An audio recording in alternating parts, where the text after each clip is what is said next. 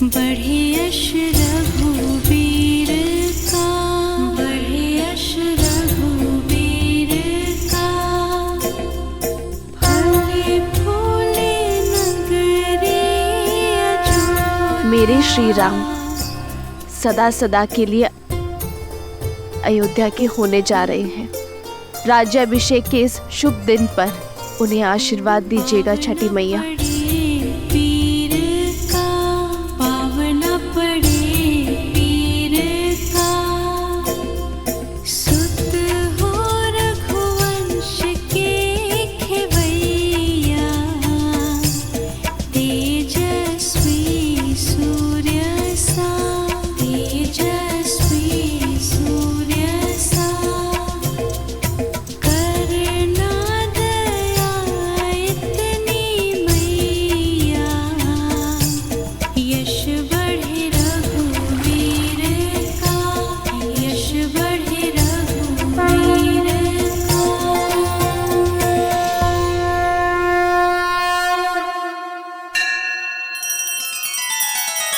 श्री रामचंद्र कृपालु भजु मन हरण भव भय दारुणम।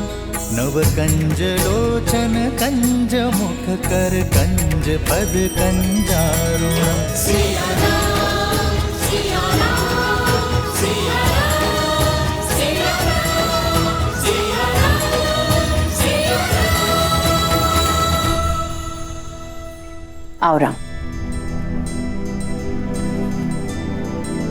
तुम्हारे लिए कलेवा परोस दिया है। तुम्हारा प्रिय दही भात और राजभोग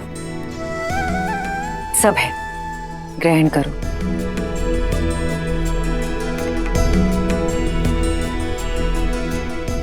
माँ, सीता का है? भोर की पूजा समाप्त नहीं हुई? रघुकुल की चारों पुत्र वधु भोर से ही तट पे हैं। महर्षि मुद्गल के कहे अनुसार छठी मैया की पूजा कर रही हैं।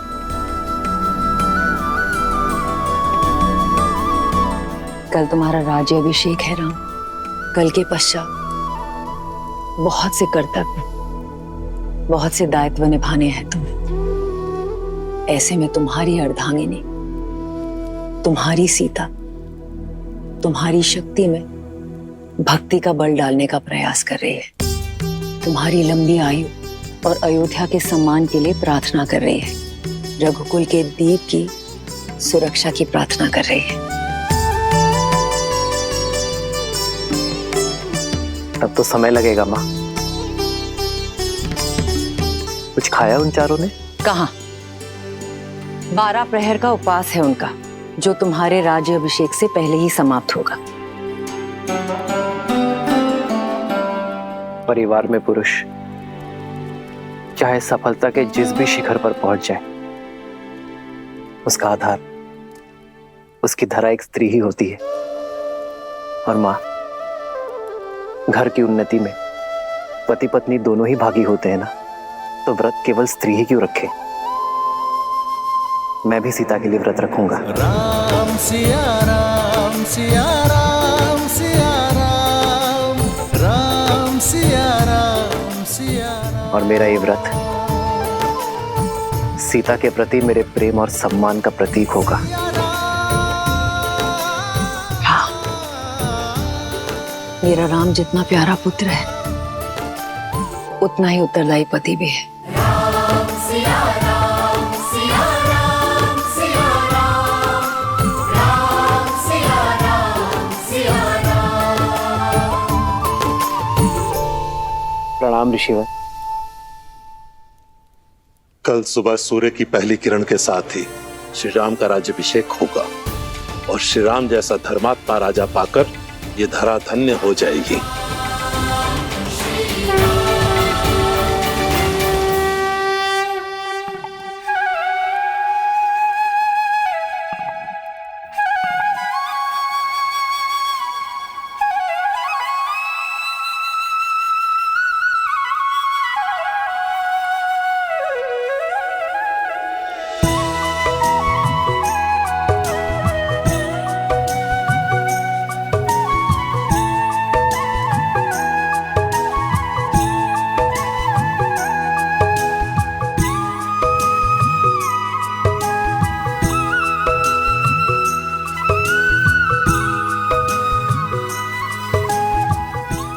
हमारे कारण इन्हें भी प्रातः उठकर आना पड़ा। बेचारे, लगता है अभी भी मीठी निद्रा के स्वप्न देख रहे हैं।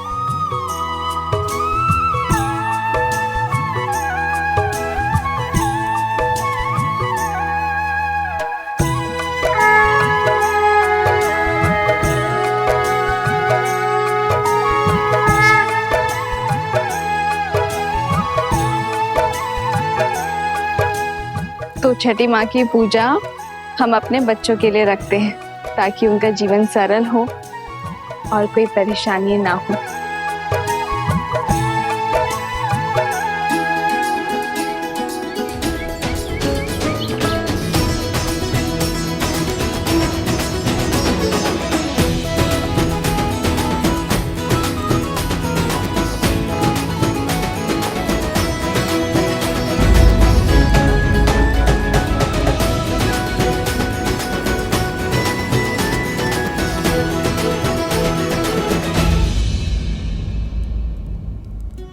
पिछले 14 वर्ष से हमें जिस दिन का इंतजार था, तुम उसका भाग नहीं बनना चाहती हो। हमारा राम राजा बनने वाला है। चलो कैकेयी, ये समय बीती बातों का शोक मनाने का नहीं, आने वाली घड़ी के सुख में रंगने का है। आपको मुझ पर क्रोध नहीं आता? इस समय भी आप मुझे अपना दोषी नहीं मानती? कैकेयी दीदी, वनवास में जाने से पूर्व स्वयं राम ने तुम्हें क्षमा कर दिया था और हमने भी आपको क्षमा कर दिया था। मुझे राम के प्रति तुम्हारे प्रेम में न पहले कोई संदेह था न है। मुझे ज्ञात होता कि समस्त भूमि के राजाओं से मेरा राम राजधर्म सीखेगा, ज्ञान प्राप्त करेगा, तो वनवास का ये वचन पहले मैं मांग लेती।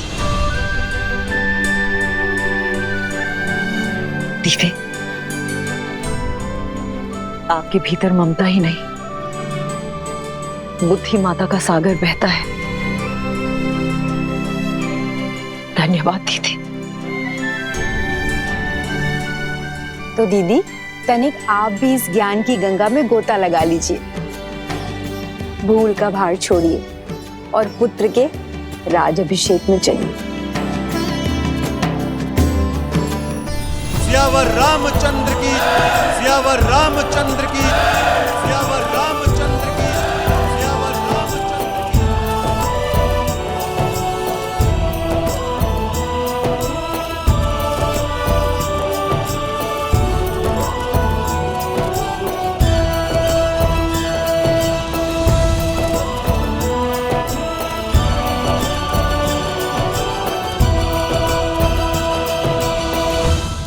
सियावर रामचंद्र की, सियावर रामचंद्र की, सियावर रामचंद्र की, सियावर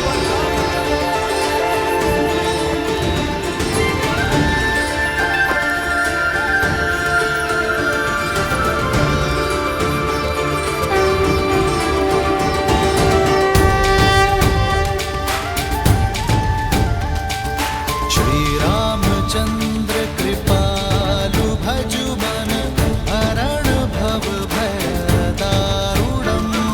श्री रामचंद्र कृपालु भजु मन हरण भव भय दारुणम्। नव कंज लोचन कंज मुख कर कंज पद कंजारुणम्। और हम राजगुरु वशिष्ठ के आने तक अयोध्या को तनिक और प्रतीक्षा करनी होगी। तब तक आप माताओं का आशीर्वाद ले लीजिए। आइए।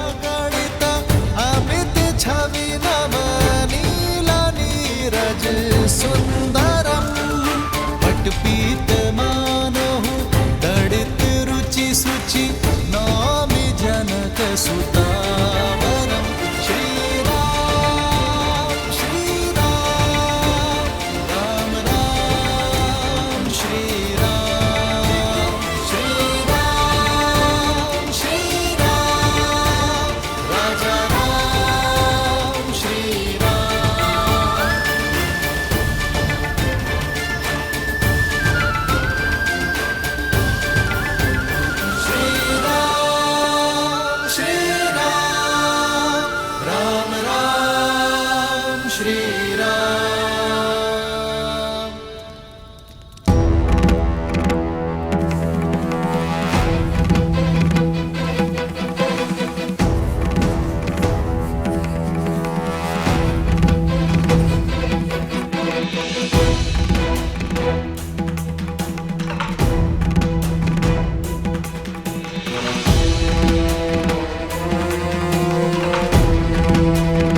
महर्षि पराशर, नक्षत्रों से उलझने के लिए अभी बहुत समय है।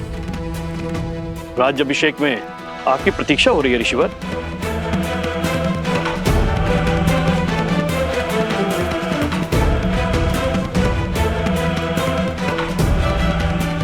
आप इतने गंभीर क्यों हैं ऋषिवर?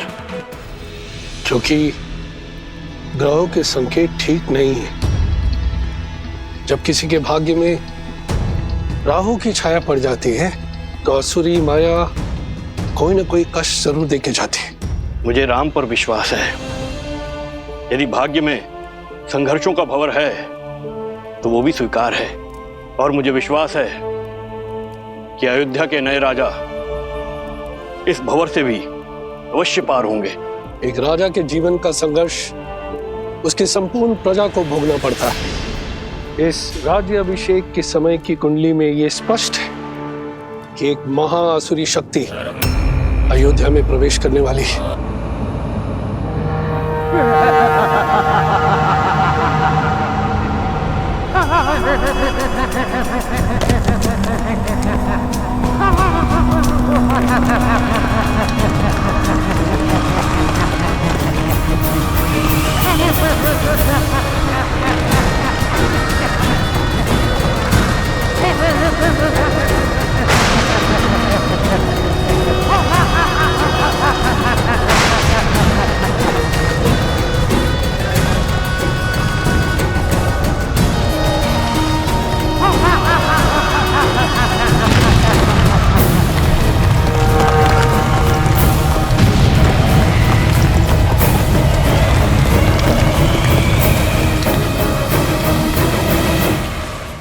देवता सदा अयोध्या के आगे ढाल बनकर खड़े होते आए हैं ऋषिवर।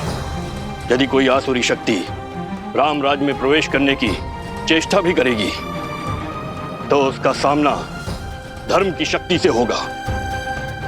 आप आइए और राम को आशीर्वाद दीजिए। शुभ घड़ी में कुछ ही समय शेष है। आशा करता हूं कि इस बार भी आपके विश्वास की जय हो।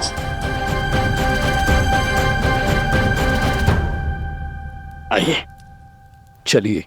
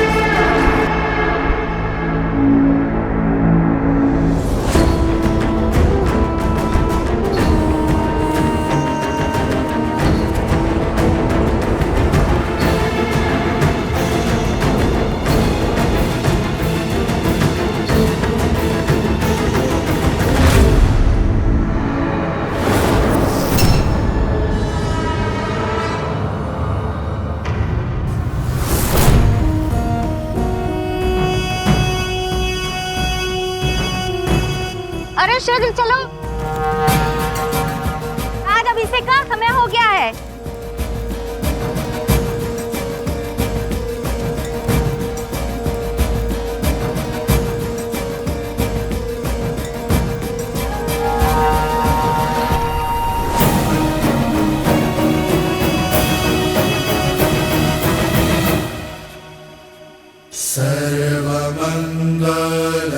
सर्वमंगलमांगल्ये शिवे सर्वार्थसाधिके शरण्ये त्र्यंबके गौरी नारायणी नमोस्तुते। माता, जीवन के पग पग पर आपने महादेव का साथ दिया है। आशीर्वाद दे कि वैसे ही मैं भी सदा अपने श्री राम का साथ दे सकूं। सुख दुख की हर घड़ी में मैं राजा राम की पत्नी के रूप में सभी दायित्व निभा सकूं।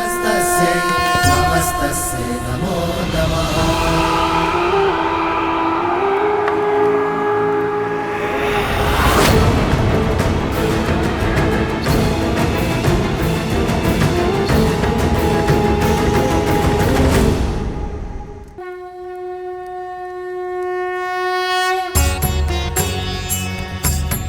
राज्याभिषेक न केवल एक रीति है, बल्कि होने वाले राजा के पवित्र उत्तरदायित्वों के लिए पवित्र प्रारंभ है। रीति अनुसार मंगल बेला में सर्वप्रथम श्री रामचंद्र जी की देह को तेल, विविध औषधियों के मर्दन से शुद्ध किया जाएगा। पृथ्वी, जल, अग्नि, वायु, इन 4 तत्वों के साथ आकाश तत्व के जुड़ने से इस तन का निर्माण होता है और इसमें सबसे अधिक रोग उत्पन्न होते हैं वायु तत्व के कारण।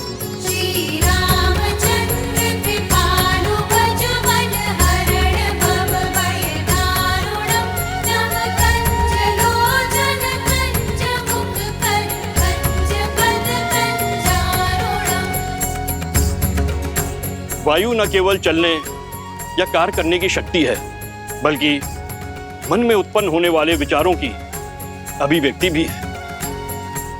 मन के मैल के कारण ही समस्त संसार में पाप, अपराध और दुराचार होते हैं। अतः मंत्रों से मन को बांधकर एवं तेल के मर्दन से वायु तत्व को शांत किया जाता है। पश्चात यह मन स्वच्छ हो जाता है और जिस राजा का मन स्वच्छ हो वह धैर्य और सहनशीलता का पर्याय होता है।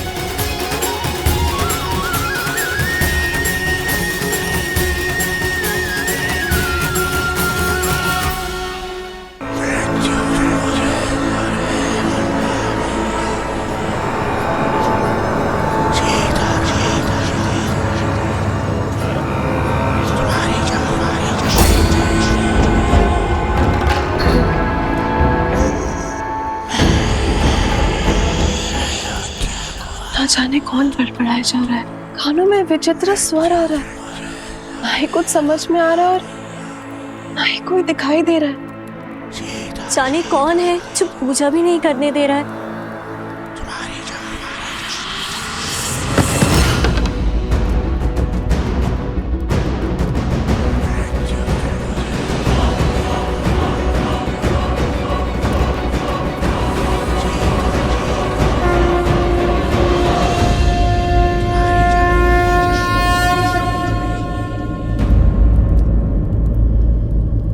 क्या हुआ उर्मिला, इतनी विचलित क्यों हो तुम? दीदी आपको ये ध्वनि नहीं सुनाई दे रही? कैसी ध्वनि? मुझे तो कुछ सुनाई नहीं दे रहा है।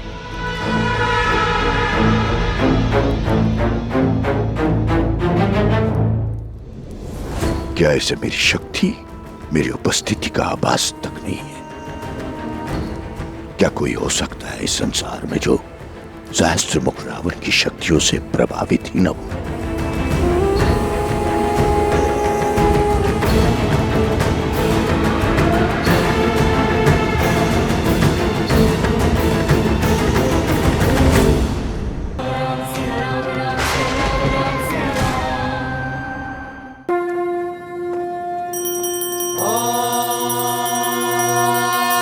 स्वस्ति न इंद्रो वृणश्रवाः स्वस्ति न पूषा विश्ववेदाः स्वस्ति नस्ताक्षो अरिष्टनेमि स्वस्ति न बृहस्पतिर्दधातु। ओम शांति शांति शांति। तेल के मर्दन से वायु तत्व शांत हो जाता है। तन के साथ साथ मन भी स्वच्छ हो जाएगा, ताकि राजा सदा उचित मार्ग को चुने और धर्म का पालन कर सके।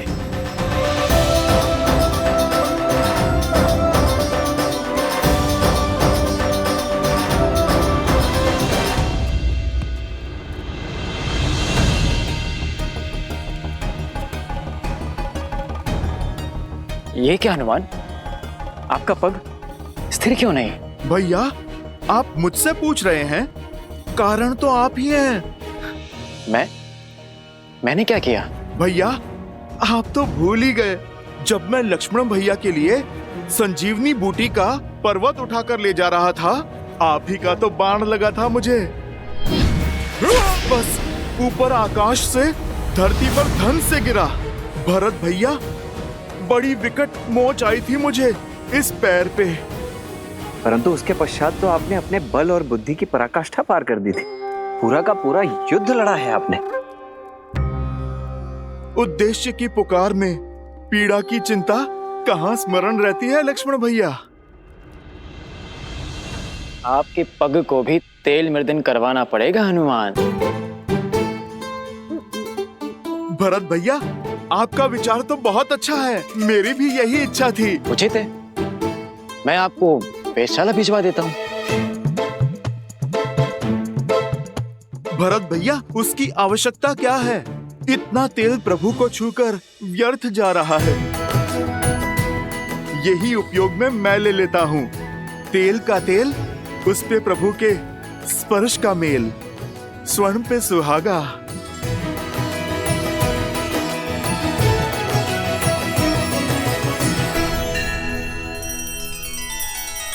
श्री रामचंद्र कृपालु भजु मन हरण भव भय दारुणम।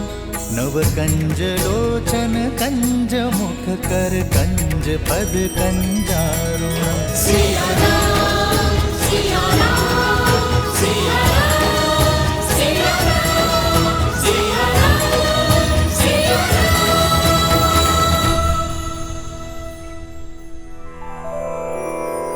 श्री गुरु चरण सरोज रज निज मनु मुकुरु सुधारी। बरनउँ रघुबर बिमल जसु जो दायक फल चारि। यही तेल प्रभु श्री राम को स्पर्श करके आया है। मेरे तन और मन को स्थिरता दे सकता है। समझ रहे हैं भरत भैया? सब समझ में आ रहा है लक्ष्मण। इनके पग की पीड़ा, इनके तन की अस्थिरता, सब बहाने हैं हनुमान के।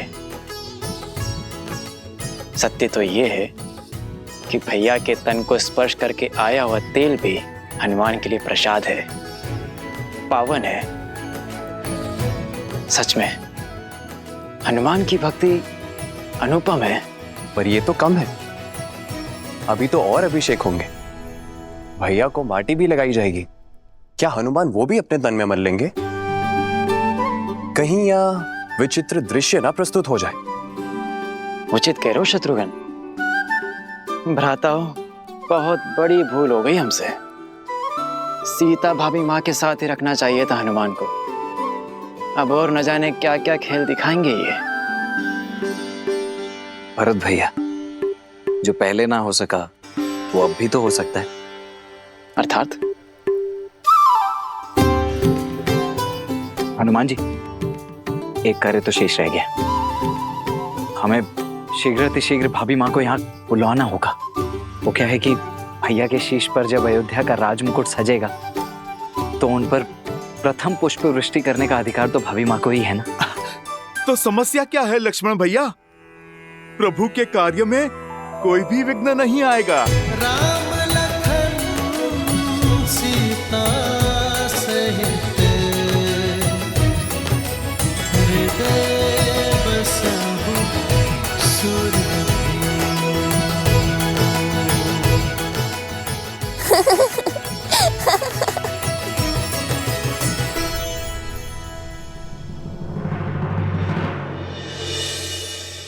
क्या हुआ देवी?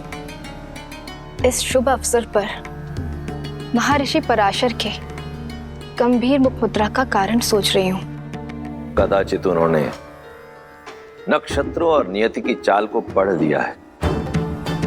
स्त्री के सम्मान का प्रश्न है महादेव। मुझे सीता को दिव्य सिंदूर रूपी अस्त्र जाकर देना ही होगा।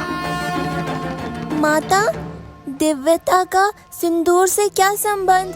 सिंदूर ना केवल माथे पे लगा लाल रंग है और ना ही किसी स्त्री के विवाहिता होने का प्रतीक। स्त्री अपने मांग में सिंदूर के साथ विवाहित जीवन के सुख, समृद्धि और स्वास्थ्य के रंगों को भी भरती है। सिंदूर एक ऐसी ढाल है जो सभी प्रकार की नकारात्मक ऊर्जाओं से पति और पत्नी के संबंधों की रक्षा करता है, भीतर और बाहर के सभी द्वंद्वों का अंत करता है। जिस प्रकार श्री राम को युद्ध के समय भिन्न भिन्न प्रकार के शस्त्रों और अस्त्रों से सुसज्जित किया गया था, अब समय आ गया है देवी सीता को भी वैसे ही सज्ज करने का, क्योंकि शीघ्र ही एक और असुरी शक्ति चुनौती देने वाली है। और इस बार युद्ध केवल श्री राम को ही नहीं, देवी सीता को भी लड़ना होगा। आप जाइए देवी, समय अत्यंत कम है।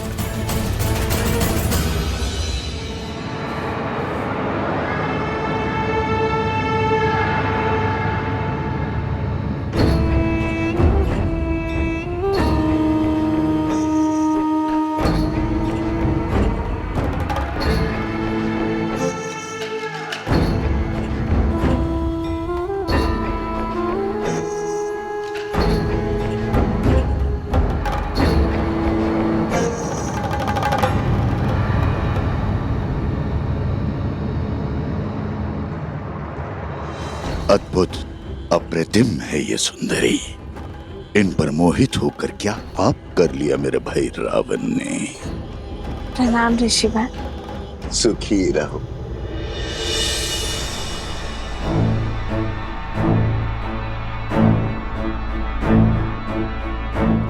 तुम्हारी सखिया कुछ विचलित लग रही है। हाँ ऋषिवर, इन्हें कुछ विचित्र स्वर सुनाई दे रहा है, किंतु मुझे कोई अनुभव नहीं हो रहा। अद्भुत। ब्रह्मांड में निरंतर अनेक ध्वनियां गूंजती रहती हैं। शब्दों और विचारों की तरंगे उठती रहती है। दुर्भाग्य होता है उन लोगों का जो उसे सुन नहीं पाते। कोई बात नहीं,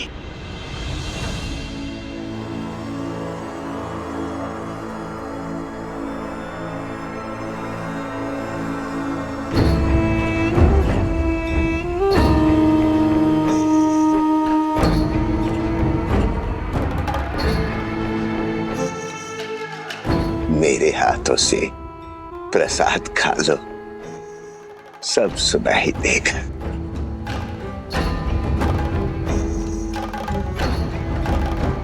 लो।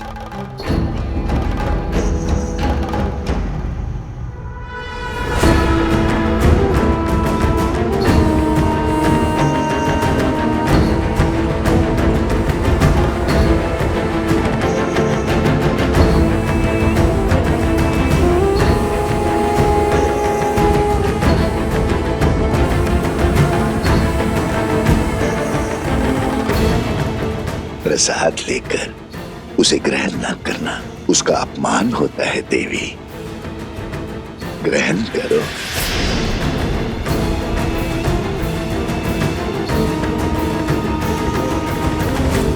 क्या हुआ, कोई संदेह? संदेह नहीं, समर्पण है ऋषिवर। श्री राम के राज्याभिषेक के लिए मैंने व्रत रखा है। आज राज्याभिषेक के बाद ही मैं छठी पूजन का व्रत खोलूंगी। क्षमा कीजिएगा ऋषिवर,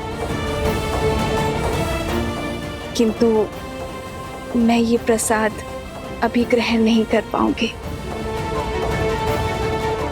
प्रणाम। कल्याण हो।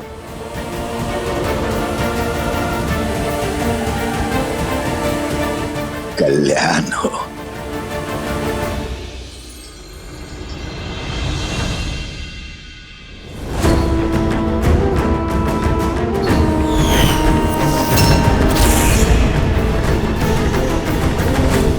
तेल अभिषेक संपन्न हुआ।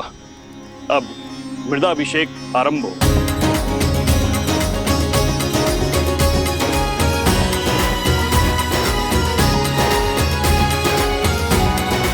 पर्वत पर देवताओं का वास होता है, इसीलिए पर्वत शिखर की माटी को राजा के मस्तिष्क पर लगाने से राजा की बुद्धि भी देवताओं की भांति तीव्र और दयालु होती है।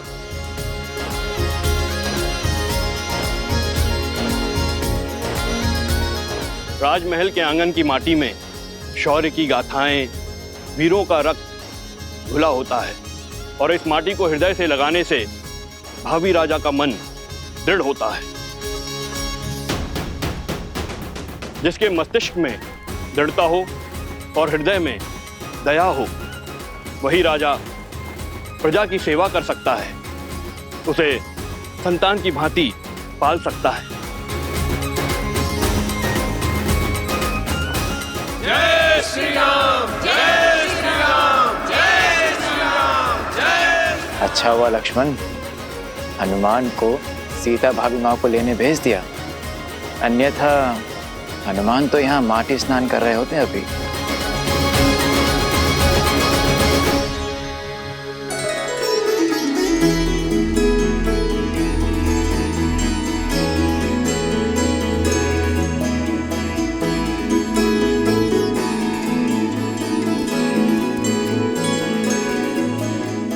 कहाँ है मैया? उन्हें तो शीघ्रातिशीघ्र प्रभु के पास लेकर जाना है।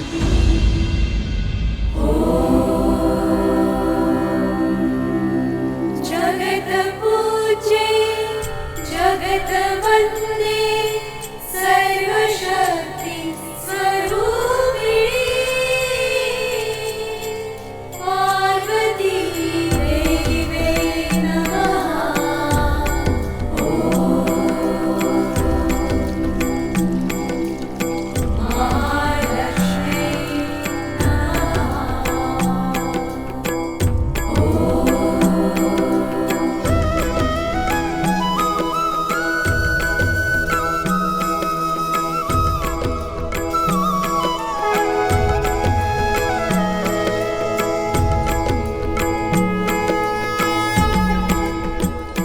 सुनिए,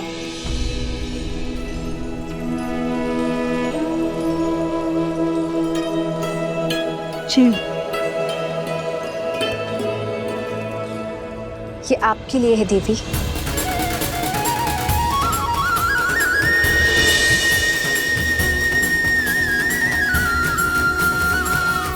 आप मुझे जानती हैं?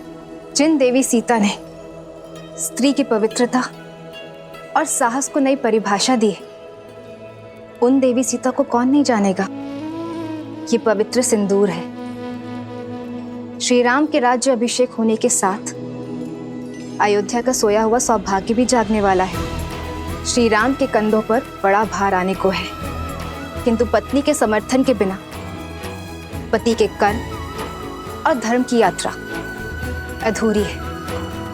ये सिंदूर आपको सबल करेगा, अपने पति का संबल बनने के लिए भी और आने वाले कष्टों का सामना करने के लिए भी। धन्यवाद। पर आप गौरी माँ से आशीष मांगा था ना, तो समझो ये उन्होंने भेजा है।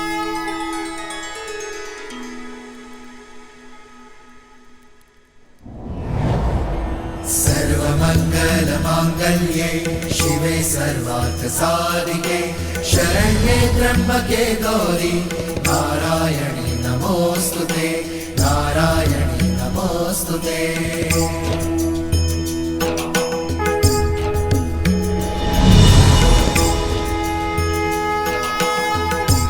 ये क्या माता, दान देने के दिन में आप दान ले रही हैं? ये दान नहीं, प्रसाद है हनुमान। अच्छा माता, पर प्रसाद तो खाया जाता है ना, आपने मस्तक पर क्यों लगाया? क्योंकि इसका यही कार्य है। जब पत्नी अपने पति का नाम लेकर आज्ञा चक्र पर कुमकुम से तिलक लगाती है, तो उसका मन उसके साथी के साथ जुड़ जाता है। वैसे ही जब मांग में पूरी आस्था और विश्वास के साथ ये सिंदूर लगाया जाता है तो एक स्त्री का जीवन उसके पति के साथ बन जाता है। माता, ये तो बड़ा कठिन विवरण है। समझो, इसे अपने मस्तक पर धारण करने से श्री राम की आयु बढ़ती है, मन में उनके लिए प्रेम बढ़ता है और समाज में उनकी प्रतिष्ठा,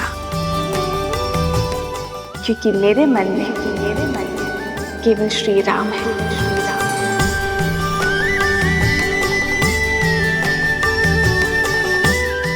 माता, आप मन मस्तक की बात करती हैं। इस भक्त के तो रोम रोम में प्रभु राम के लिए प्रार्थना उठती है माते। किंतु यदि मैंने अपने पूरे शरीर पर ये सिंदूर का लेप लगाया तो ये समाज मेरे पति का उपहास उड़ाएगा, मेरे प्रेम पर हंसेगा।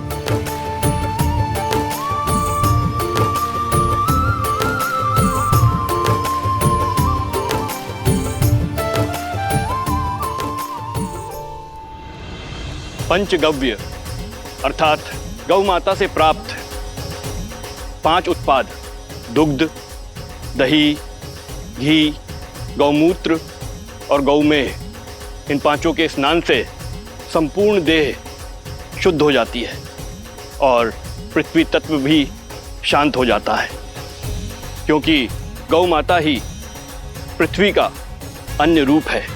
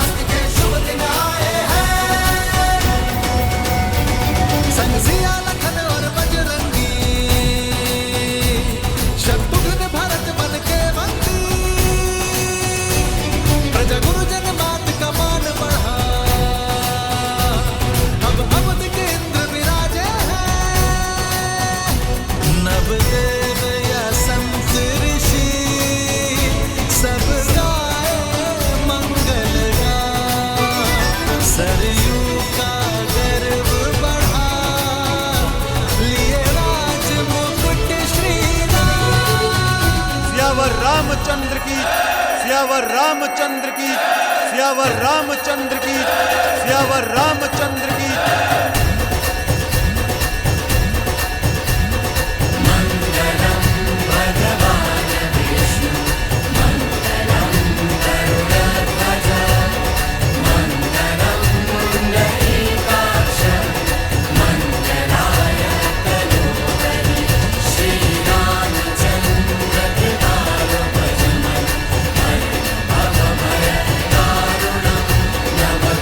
Jalo, jana, jana,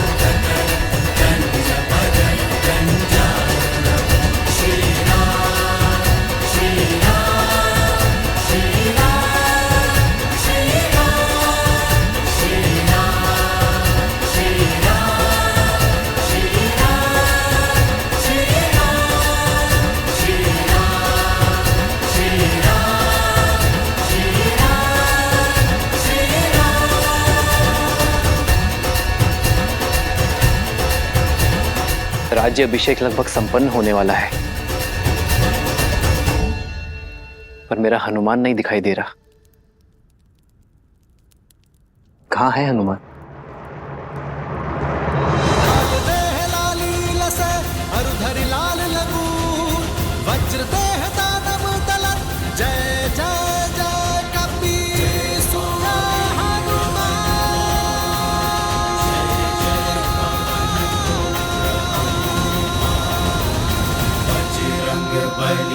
हनुमान जय जय महाबली हनुमान।